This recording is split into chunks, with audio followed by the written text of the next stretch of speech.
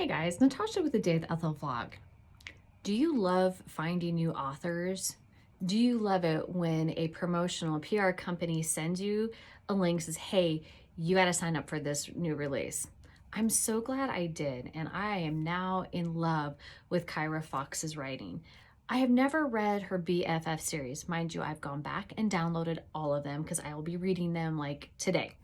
But this is Harmony, a Dare to Desire novel. Now, yes, you probably should read the BFF series to kind of understand some of the inner workings, but I didn't.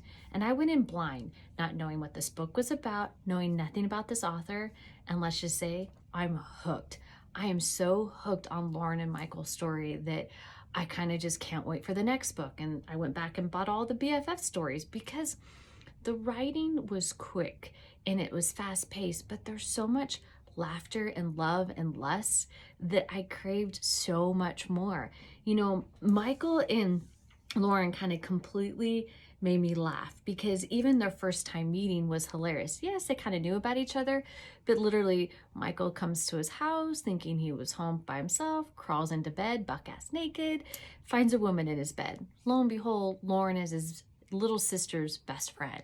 And the sister was kind of helping out Lauren to get back on her feet again.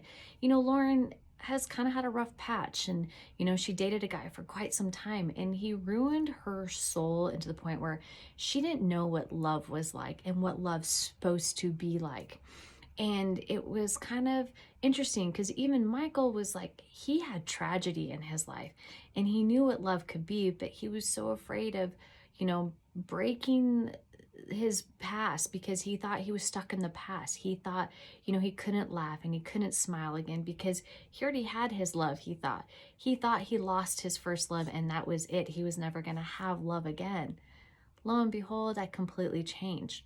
You know, being with Lauren, you know, their laughter, their fun, you know, kind of easy, you know, times together because, you know, yeah, they're friends and they know they're not going to cross the line because, you know, Michael's sister is going to kill him if he crosses the line.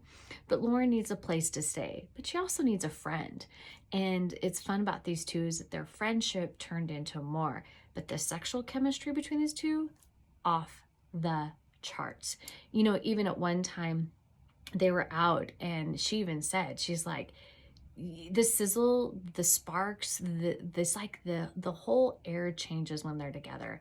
And but their easy kind of banter with each other becomes, you know, she calls him Cupcake and, you know, it's just, he's like, honey, I'm home. Even though these are best friends, they get into a rhythm that turns into the best friends to passionate lovers. But if they cross the line and it's going to ruin everything. And Michael has to know that it's okay to love again. It's okay to say, I love you and be that.